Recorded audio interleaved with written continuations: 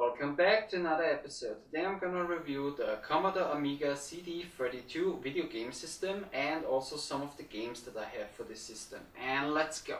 I wanna play video games. I wanna play them all day. Yeah, yeah, yeah, yeah, yeah, yeah, yeah.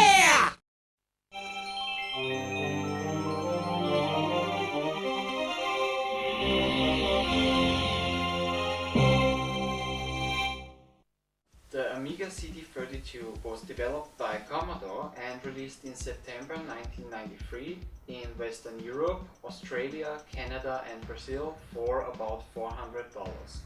Commodore also wanted to release the system in the United States, but because of some patent issues, Commodore wasn't allowed to do that. The Commodore Amiga CD32 is the first CD-based 32-bit system that was released outside of Japan, and it was Commodore's second try with a CD-based system. The first one was the CD-TV from 1991, which I already reviewed.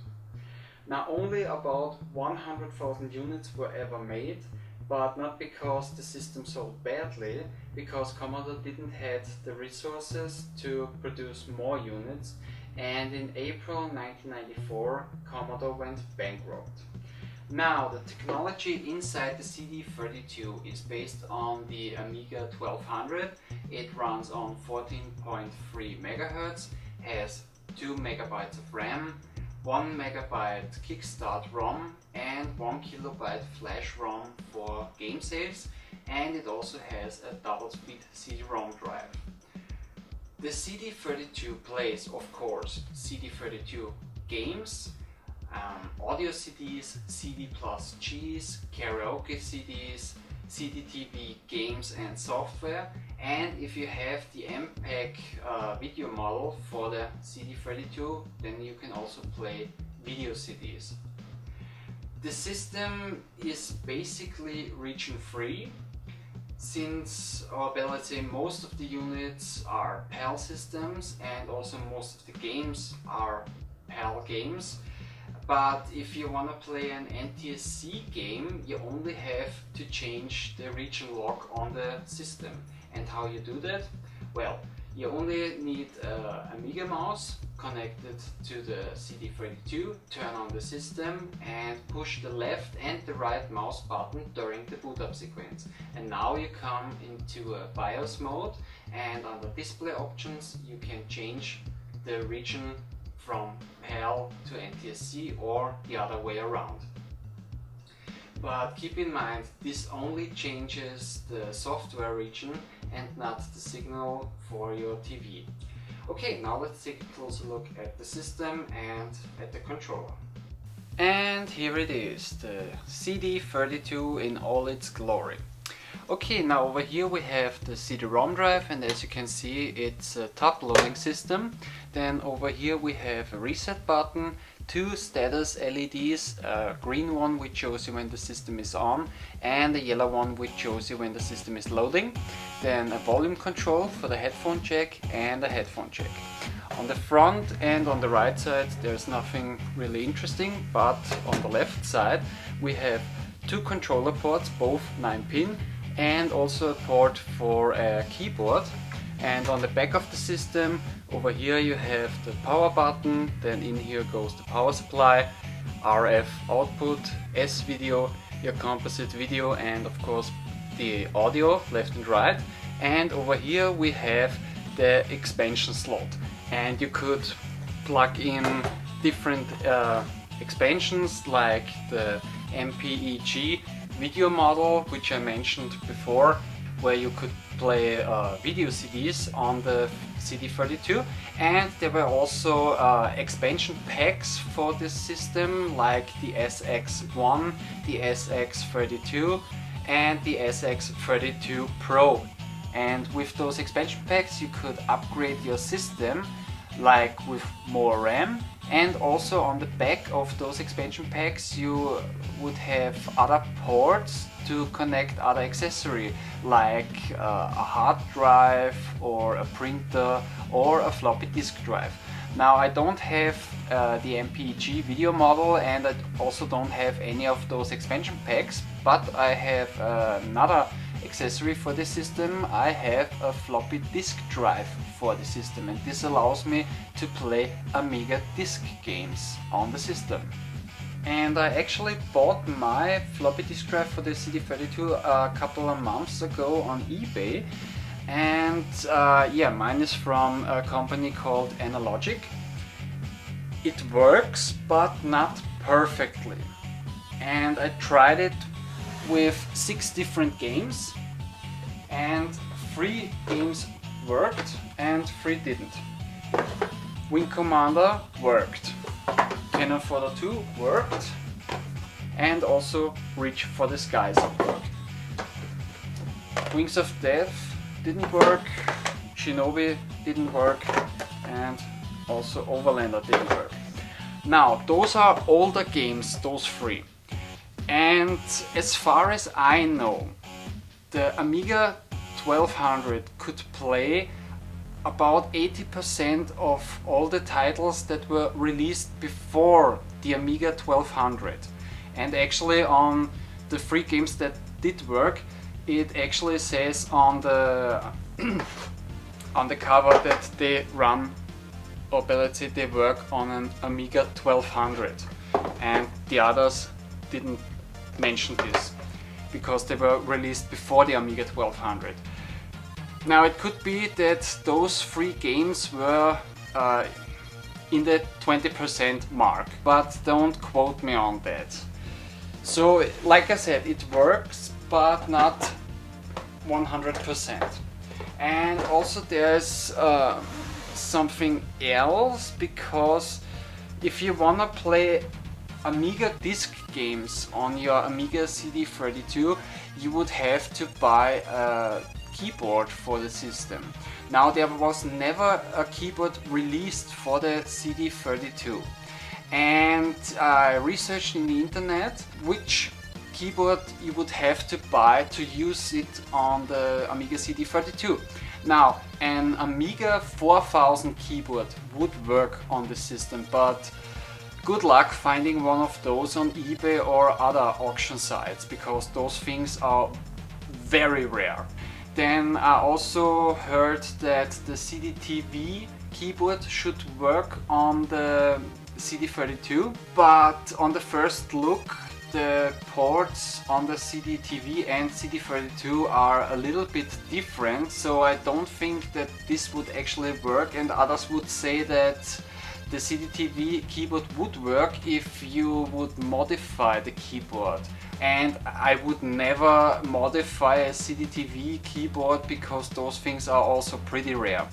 And there's also another way to connect a keyboard to the CD32, which I'm working on, is that there are adapter cables available for the Amiga 4000, or in this case the CD32, where you could use Amiga 2000 and 3000 keyboards on the system.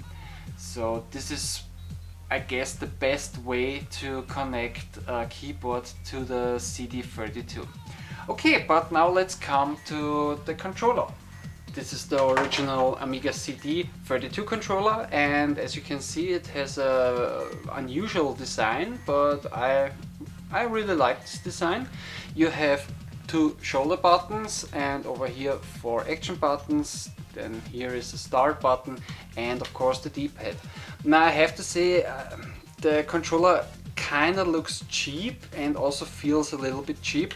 Also the D-pad is not perfect, but I have to mention that the controller is really comfortable to play. So I really like this controller. And I also have another controller from a third-party developer.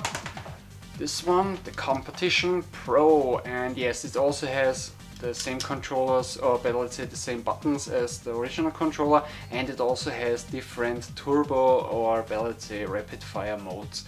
And yeah, it's also okay, but I prefer the original controller. Now, since the CD32 has 9-pin controller ports, you could also use the Sega Mega Drive controller or Genesis controller.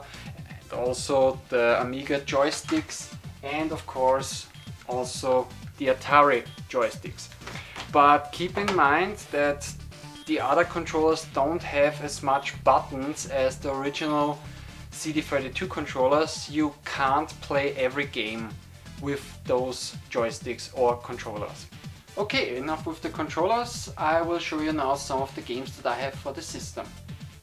The first game is Impossible Mission 2025, the special edition.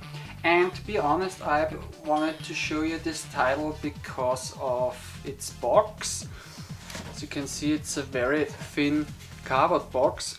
Now, the games for the CD32 were sold in different variations. Almost every game was sold in normal cardboard boxes. A few games were sold in those thin, also cardboard boxes, and some of the games were sold only in their CD cases.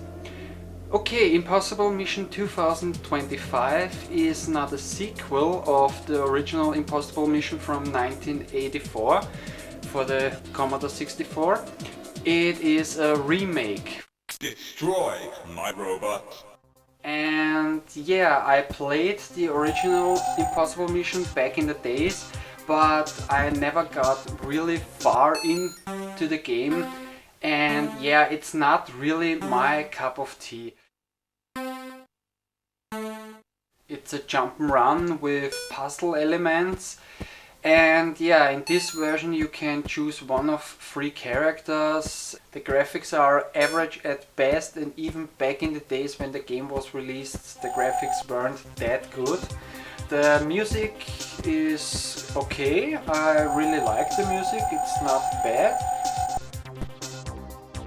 A really good thing about this game, Impossible Mission 2025, is that the original Impossible Mission is on the disc, so you can play the original Impossible Mission from 1984 on your CD32, so that's pretty cool.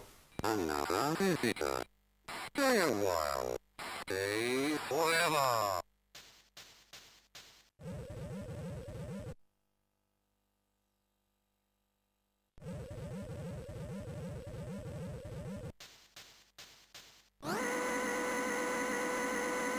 Like I said, it's not my game, but I know it's a classic and it's a very good game, but yeah, it's not my game. Next one is Alien Breed 3D, and this is the 4th game of the Alien Breed series. This game is a Doom clone, and it runs very slowly because I don't have one of those expansion packs. I guess if you have one of those expansion packs, it would be much smoother, the gameplay, or I would say faster.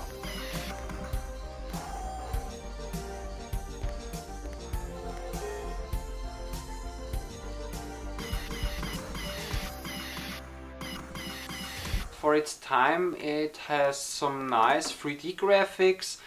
The sound is very good in my opinion, and yeah, it's still fun to play. I mean, okay, the game speed is not that fast, but it's still playable.